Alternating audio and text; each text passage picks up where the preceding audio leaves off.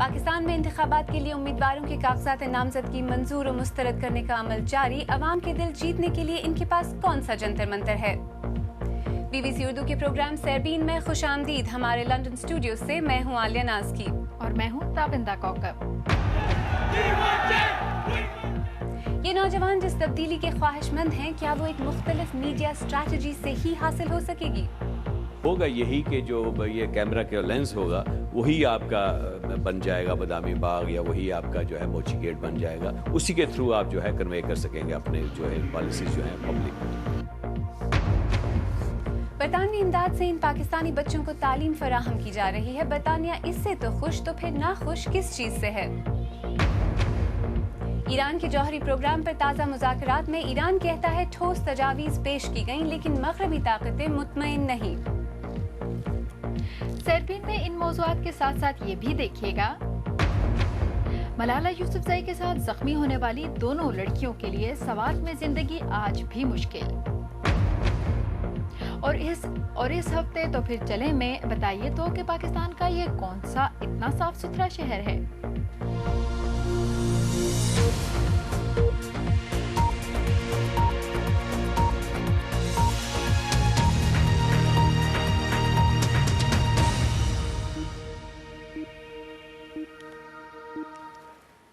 BBC Urdu के programme सैरबीन में खुशामदीद। मैं हूँ आलिया नाज़की। पाकिस्तान में आम इंतखाबात में सिर्फ 5 हफ्ते बाकी हैं। साबिक़ वज़ीर आज़म नवाज शरीफ के कागजात नामज़दगी मंजूर, लेकिन नवाज शरीफ को इक़्तिदार से महरूम करने वाले साबिक़ फ़ौजी सदर रिटायर्ड जनरल परवेज़ मुशर्रफ के कागजात रद्द कर दिए गए। मुल्क में इंतखाबी जोश व खरोश में इजाफा है। नई रवायात जन्म ले रही हैं और पुरानी दम तोड़ रही हैं। बदलते वक्त के साथ साथ सियासी जमातों की इंतखाबी मुहिम्मात का अंदाज भी बदला सा है। लाहौर माजी में इंतखाबी गहमा गहमी से पहचाना जाता था, लेकिन क्या थड़े की रिवायती सियासत अब टॉक शोज की नजर हो गई है?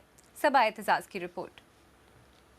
अंदरून लाहौर की पुरानी रवायत, थड़े की सियासत। मोदी पहलवान जो आज चंद दोस्तों के पास बैठे हैं, कभी पाकिस्तान मुस्लिम लीग नून के जलसों में हजारों लोग इकट्ठे किया करते थे, क्योंकि गुज़श्ता दौर में लाहौर की इंतखाबी मुहिमें गलियों और महल्लों से शुरू होती थीं।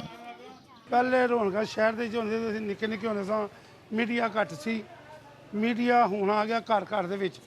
हुण तमाम अगे इलैक्शन होंदे सी, लोकां नूं अखबार पढ़ना ते थड़ेबाजी सियासत करनी, गुफ्तगू होनी रात नूं गहमो गहम। सुबह 9-10 बजे शुरू हो जाते दफ्तर बहने तो रात नूं 3-3 बजे तक। हुण मीडिया इन्ना फास्ट हो गया, उत्थे साडे मुल्क दे हालात ऐसे करते गए वे ते मौके दी आण के तुहानूं पता वे वक्त दे टां दे गधे नूं बाप कहंदे वे ते जदों वक्त निकल जावे चार जाके सीटां ते बही जावे। शहर की तंग गलियों में घूमने वाले ये किरदार कभी सियासी जमातों का असासा थे, लेकिन आज गली महल्ले की इंतखाबी रौनकें कुछ मांद पड़ गई हैं। मुस्लिम लीग नून का ये दफ्तर आज कुछ खाली खाली सा दिख रहा है, लेकिन माजी के इंतखाबात में इन गलियों में खासी गहमा गहमी होती थी। लाहौर की इंतखाबी मुहिम इसी किस्म की रौनक से पहचानी जाती थी। ढोल बजाए जाते थे, खाने खिलाए जाते थे, लेकिन बदलते हालात की वजह से आने वाली इंतखाबी मुहिम का रुख भी कुछ हद तक बदल गया है। पाकिस्तान मुस्लिम लीग नून के रहनुमा तारिक अजीम का तश्कील किया हुआ जदीद मीडिया सेंटर किसी भी न्यूज़ रूम से कम नहीं, क्योंकि वो जानते हैं कि आने वाले आम इंतखाबात माजी से मुख्तलिफ होंगे। पाकिस्तान में इस वक्त अमन व अमान की जो सूरत हाल है, इट इज़ नॉट पॉसिबल कि बड़ी बड़ी कोई आप जो है गैदरिंग्स करें, बड़े जलसे करें। तो अब होगा यही कि जो ये कैमरा का लेंस होगा वही आपका बन जाएगा बादामी बाग, या वही आपका जो है मोची गेट बन जाएगा। उसी के थ्रू आप जो है कन्वे कर सकेंगे अपने जो है पॉलिसीज जो हैं पब्लिक। मीडिया सेंटर में जदीद कैमरों से जमात के तमाम इजलास खुद रिकॉर्ड किए जाते हैं। तमाम चैनल्स के सियासी प्रोग्रामों पर बाकायदा रिपोर्टें बनाई जाती हैं ताकि जमात के तमाम रहनुमा टीवी पर एक ही मौक़िफ़ पेश करें।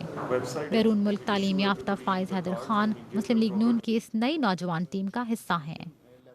हमारे ट्रेनिंग सेशंस होते हैं यहाँ पे सेक्रेटेरिएट में। हमारी सीनियर लीडरशिप आती है जिसमें खुर्रम दस्तगीर साहब, मरीम नवाज़, उसके अलावा और भी लीडर्स आते हैं, और हम लोग different social media related topics है कि जिस तरह ट्विटर को किस तरह इस्तेमाल किया जाए, फेसबुक पे क्या करना चाहिए हमारे लीडर्स को, इस तरह के इंटरेक्टिव सेशंस करते हैं।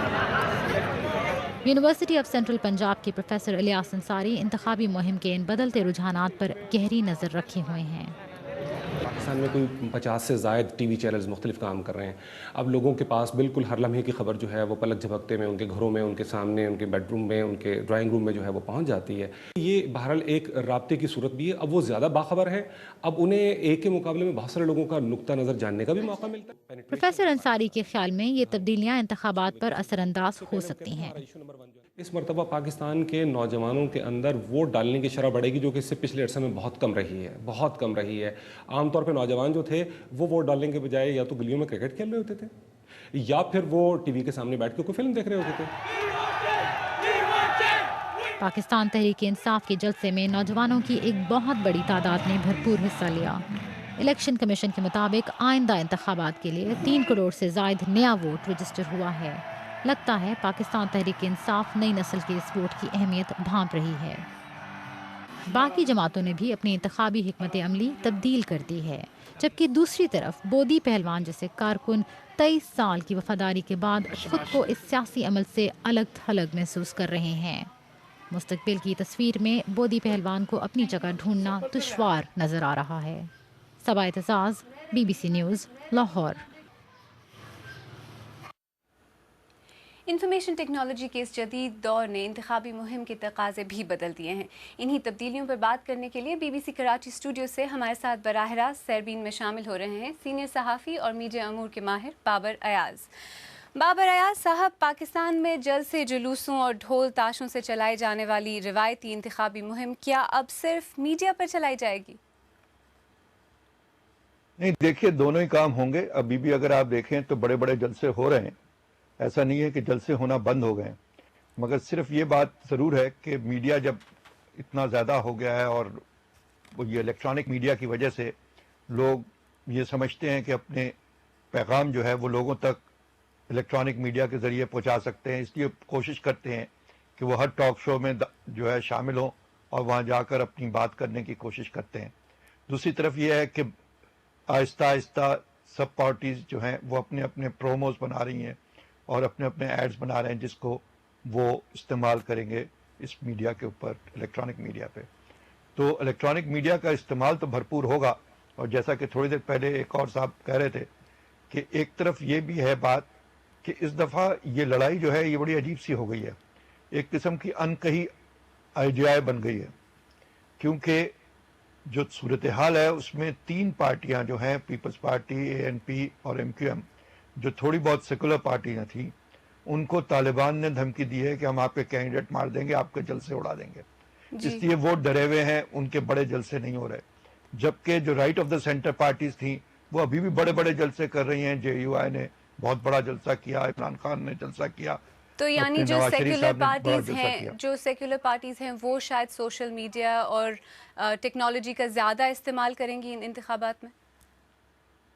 مجھے لگتا ہے کہ ان کی مجبوری ہوگی کہ وہ اتنا زیادہ جو ہے باہر نکل کے نہیں کر سکتے, کیونکہ وہ ان کو تھریٹ بہت زیادہ ہے. ابھی آپ نے دیکھا ہوگا کچھ عرصہ پہلے ANP کے ایک اور کینڈیڈیٹ کو مار دیا گیا جو کہ وہاں سے کھڑے ہو رہے تھے. اسی طرح سے کراچی میں ایک جو کینڈیڈیٹ ہو سکتے تھے وہ بھی مارے گئے. تو یہ جو خطرہ ہے سیکولر پارٹیز کو زیادہ ہے, اور ایک طرف سے یہ ہے, دوسری طرف سے جو ریٹرننگ آفیسر ہیں یعنی سیکیورٹی کے خدشات مجبور کر رہے ہیں ان پارٹیز کو سوشل میڈیا اور دوسرے ذرائع استعمال کرنے کے لیے. سوشل میڈیا سے زیادہ جی بیسیکلی ٹیلی ویژن. سوشل میڈیا ابھی بھی ریسٹرکٹڈ ہے پاکستان میں, جو ہے وہ صرف نوجوان استعمال کرتے ہیں, اور وہ بھی ایک خاص طبقے کے نوجوان. ابھی وہ اتنا عام نہیں ہے کہ وہ بہت بڑا کوئی چینج آ سکے اس کے تھرو.